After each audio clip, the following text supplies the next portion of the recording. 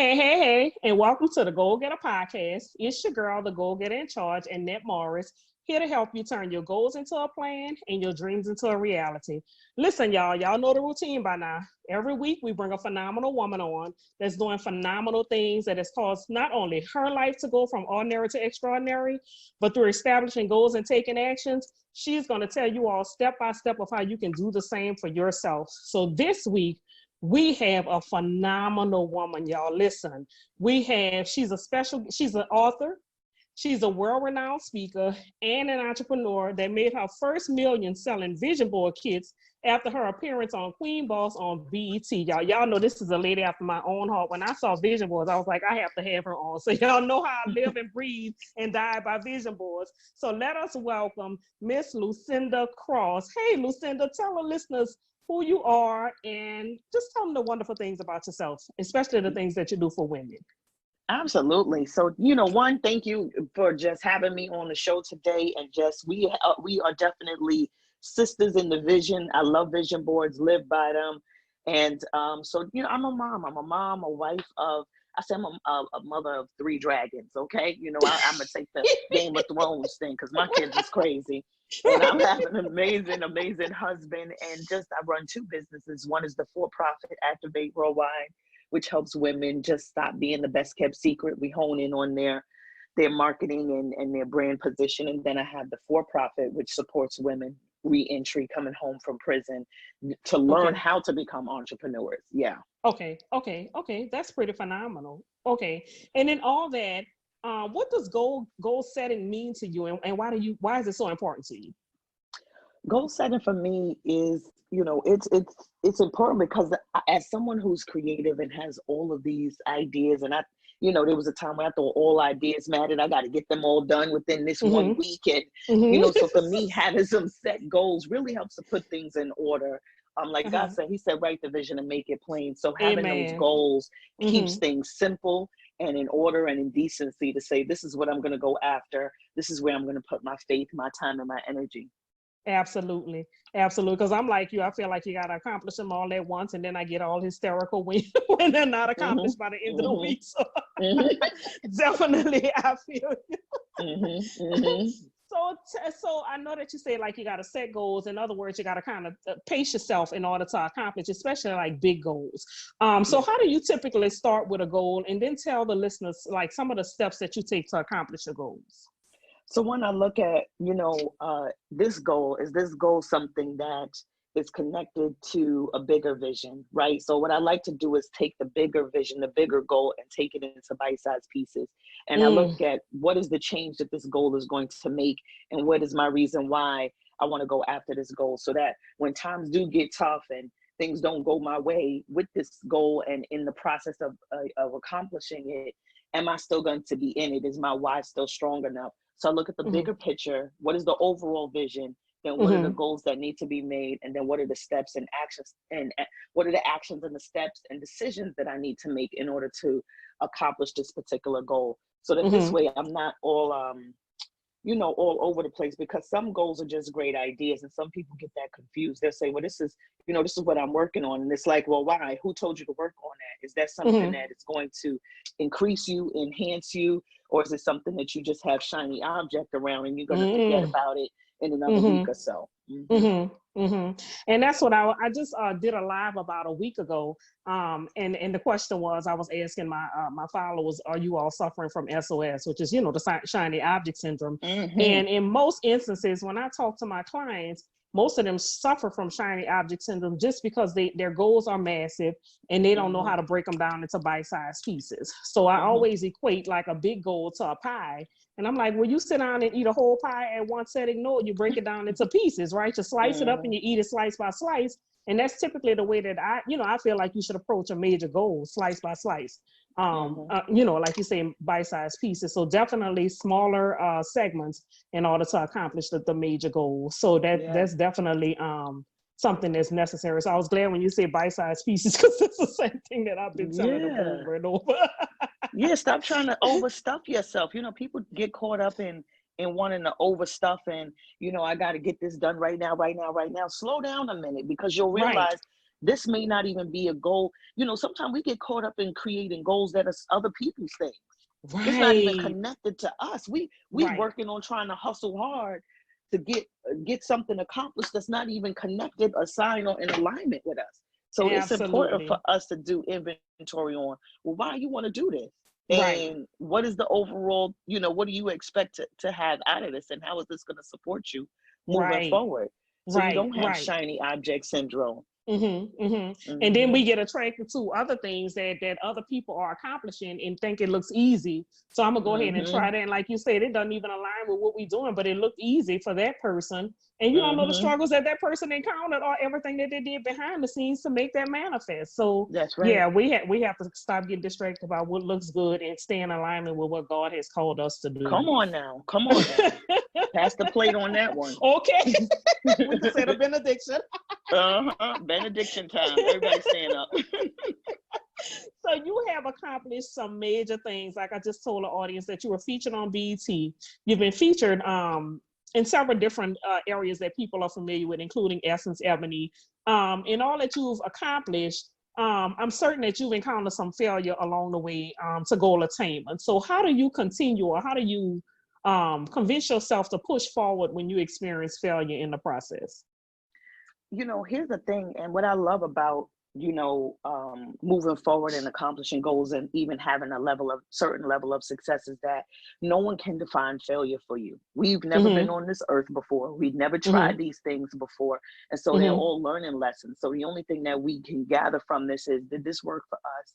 What did we learn? And what do we need to understand moving forward so we don't make the same, you know, mistake? Mm-hmm. We can become better. But, you know, I had to get to the point where I had to overcome like the fear of rejection, you Mm-hmm. know, and Mm-hmm. that played a big part in me feeling like I am a failure. And I had to remove Mm-hmm. that word failure out of my vocabulary, because I'm Mm-hmm. like, if I'm not putting myself out there because I already have the fear of rejection, or, Mm-hmm. you know, why am I valuable, or why is my, you know, what I'm bringing to the table important enough to be talked about, you know. So I went through so many different phases, but Mm-hmm. um at the bottom of it all, it's just like, listen, if you never quit, you'll Mm-hmm. always win. Absolutely. Absolutely. You know, if you never quit, Absolutely. Lucinda, if you stay in the game, you're Mm-hmm. not going to lose. You're Mm-hmm. not going to Mm-hmm. lose, you know. So Mm-hmm. the key is to stay in the game, you know, and Right. believe what you believe, because not everybody's going to understand your goals, your visions, and your dreams, and they're not supposed to. They're not But supposed to. Mm-hmm. do you believe in it enough to stay in the game? The minute you leave Mm-hmm. the game, that's when you lose. That's when you lose. Right. Absolutely. Absolutely. I had one of the groups that I'm in, one of the young ladies asked the other day, what do you do when your family and friends don't see the vision the way that you do, so they don't support it? And I told her, I was like, listen, when God sent the vision, it wasn't on a big screen TV, right? It wasn't on, That's right. it didn't come via movie projector. And she was like, what do you mean? I said, what I mean is that everybody couldn't see it, right? Mm, Because it wasn't meant for everybody to see it. It was meant for mm-hmm, you to see it, and it's meant for mm-hmm. you to run with it. The problem is we look for support and confirmation from people that can't even give themselves support and confirmation, right? So That's you right. don't need confirmation when God gives you, because he's going to give you the provisions, the support, and everything you need to make the thing manifest. So don't get angry at people when they don't see the vision because it wasn't shown to them, because it's not Mm-hmm. designed for them. So yeah, the visions come to you because God wants to use you as the vessel to make it That's right. manifest. It's not a universal vision. That's So right. definitely. But even like with the term failure, and that was good how you said just even toss the term out, because you don't technically fail until you Quit. just get out the Mm-hmm. game, you know. And I Mm-hmm. just Mm-hmm. kind of tell people, like, you have to start seeing failure from a different perspective, because a lot of times people see failure as it has such a negative connotation, but you have to Mm-hmm. realize the value in failure and get more Mm-hmm. comfortable Mm-hmm. with it. It's a part of the process, but it also teaches you some of life's most valuable lessons, stuff that we don't learn when we win it. You know That's what I'm right. saying? When we That's succeeding, right. we ain't learning no Mm-hmm. lessons. We just going on for the next win. But failure calls Mm-hmm. you to pause and make you Mm-hmm. think about some things and reevaluate some things. So yeah, we Mm-hmm. have to learn how to just see the value in that whole process, in the Mm-hmm. entire Yep. process. And But inside what's processing. and I know you said people don't lose until they get out the game, but what's the number one reason why you think people even like fall short of accomplishing their goals? They don't ask. I have a book called The Big Ask. People just don't ask. They don't ask for help. They don't want to ask for support. Sometimes ego and pride sets in, or the fact of, people let you down before. And so, people just don't ask for support when it comes to their goals and their dreams and their visions, and they're hung up on who they want to support them without realizing that God has assigned some people directly to help you with the provision. So you waiting for auntie to invest when he's got somebody across the world, right, down that's the a complete block, stranger, over the bridge, when you decide to, because a lot of people say, what, I want to go global. Like, I hear that a lot from my speakers. They're like, oh, well, I want to go global, Lucinda. I said, well, when is the last time that you left your backyard to go connect and network with somebody else in another state, in another country? So we just don't simply ask. And a lot of times we'll suffer in silence, trying to do and be everything we want to be, the CEO, the visionary, the marketer.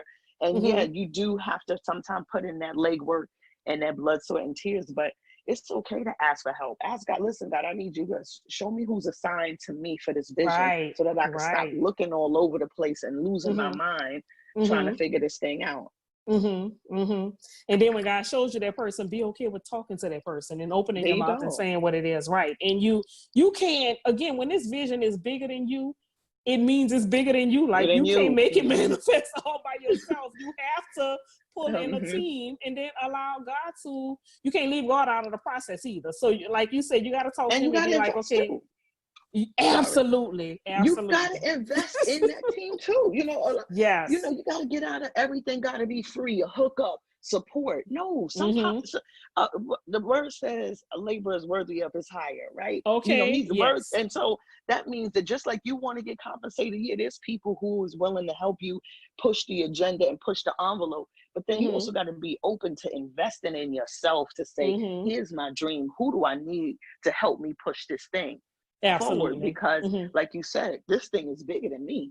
This thing is bigger. Absolutely. And don't be the only one that's winning at the table. You know what I mean? Like, you can't be the one. You can't be the only one. You want to be the only one eating, right? So they just push the crumbs off the right.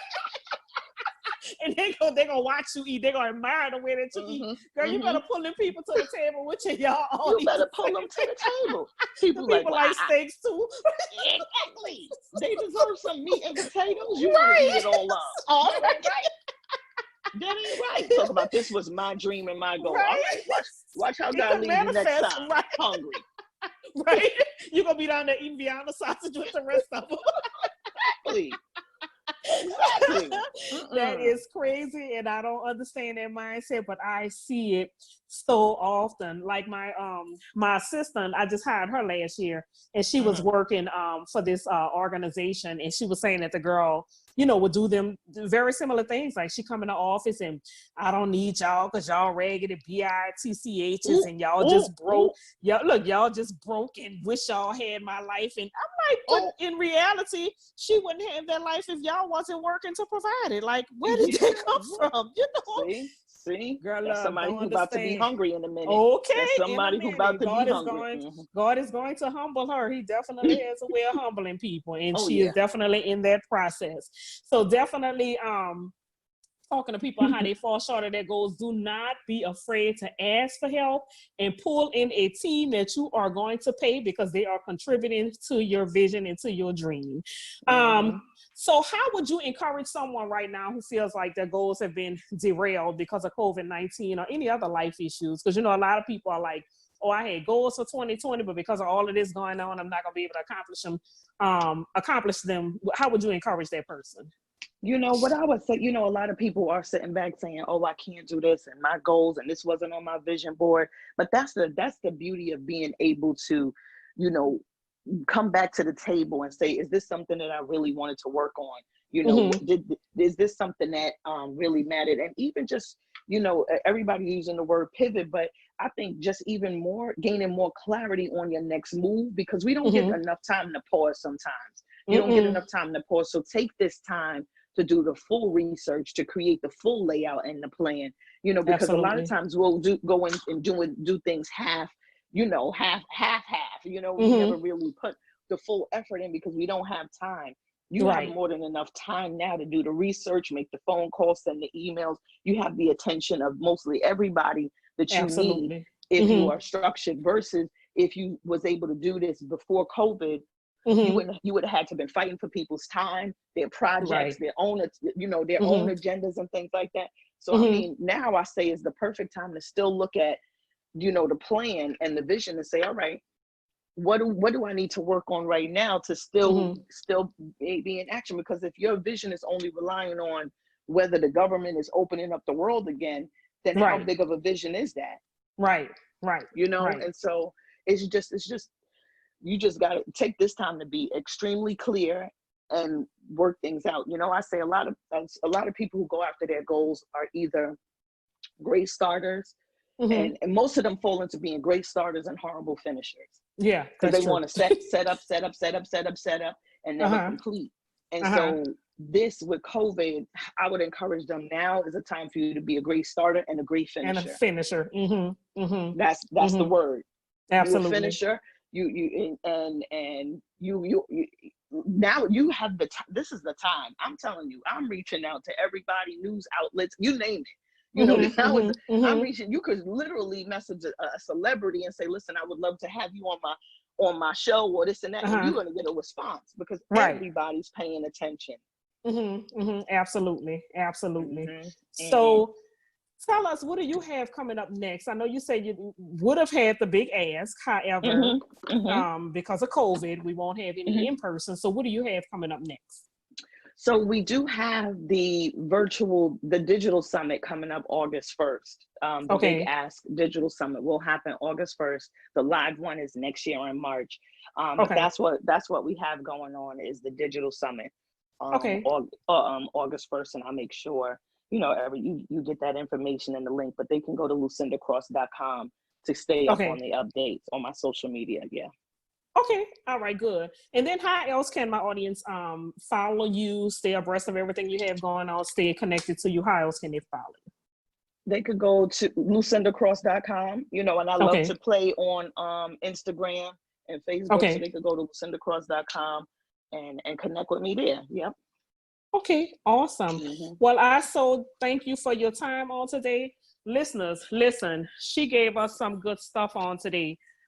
So if you don't take away anything else, let me tell you what I need you to take away. The big ask. I need you all to That's it. learn how to ask for what you want, because it's biblical. It's not just what That's Lucinda right. said. The Lord say, ask and you shall receive. So there's no Receive. way to get around the ask. Okay, y'all? So I pray that this segment has blessed you all on today. I thank you all for joining us for the Go Get a podcast. And as usual, we'll be back next week, same time, same place, with another phenomenal woman. So I so appreciate you. Thank you, Lucinda, for joining us today. And thank you all for tuning in. Same time, same place next week. Y'all have a wonderful and blessed week.